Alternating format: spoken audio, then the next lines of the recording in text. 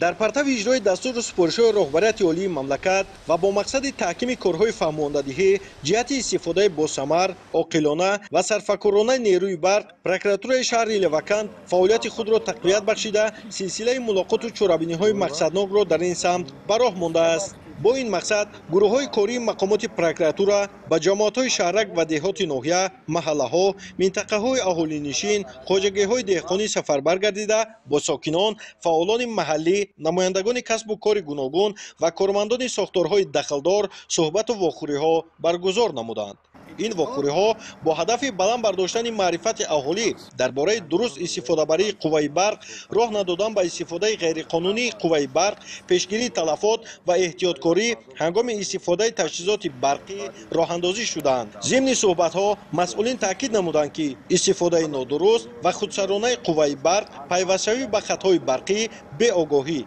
با استفاده گرفتن تجهیزات فرسوده یا غیر استانداردی با سرباری زیادتی و شبکه‌ها می‌تواند باعث قطع گردیدن برق، صدمه‌های تکنیکی و احتمال به میان آمدن حالت‌های سوختار گردد. با اشاره به این مشکلات کارمندان پروکراتورا اهالی را به مناسبت مسئولانه نظارت منتظم اسباب‌های برقی و رعایت معیارهای بی‌خطری هنگام استفاده قوه برق دعوت نمودند. متخصصان ساحه شبکه‌های برقی در رفت ملاقات‌ها ترتیب درستی به استفاده قبول نمودن اسباب‌های برقی، ضرورت نظارت حالت سیمکشی، راه‌های پیشگیری گرمشوی زیادتی، طرز درست جایگیرکنی تجهیزات، رعایت فاصله‌های بی‌خطری و استفاده تجهیزات کم مصرف را شرح دادند. همچنین به ساکنان فهمانده شد که خاموش کردن اسباب‌های نالازم، استفاده روشنی کم مصرف، تازه نگاه داشتن ناقل‌ها و تفتیش کردن حالت سیمچوب‌ها می‌تواند با کاهش سرباری در شبکه‌های برقی و تامین فعالیت استوار آنها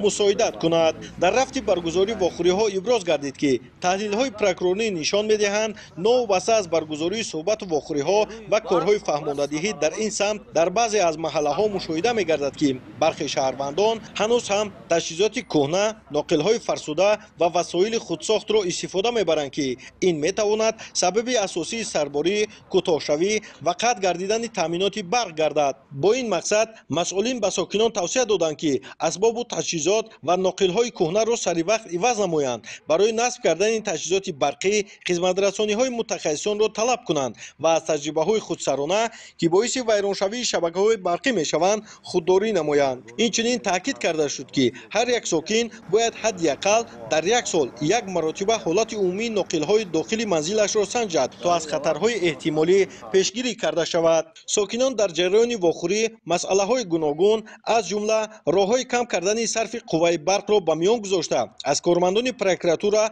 توضیحات مفصل و توصیه‌های عملی گرفتند. ابراز گردید که استفاده تجهیزات‌های کم مصرف، نظارت هر روزه حالت اسباب‌ها و مناسبت احتیاطکارانه با قوه برق می‌تواند به کم شدن خراجات و استفاده ثمرناک نیروی برق مساعدت نمایند. در فرجام واخوری‌ها مسئولین تاکید کردند که هر یک استفاده برنده باید به نیروی برق با احترام و مسئولیت مناسبت نماید، زیرا رعایت معیارهای بی‌خطری و صرفه‌کاری نه تنها با منفعت شخصی بلکه با منفعت تمام جامعه روانه شده است. طبق اطلاع مسئولین چنین صحبت و واخوری‌ها دوام خواهند کرد تا که ساکنان درباره طرز درست استفاده قوه برق، راه‌های پیشگیری تلفات و حالت‌های خطرزا پررا آگاه گردند و برای تامین فعالیت منتظم شبکه‌های برقی سهم ارزنده خود را گذارند.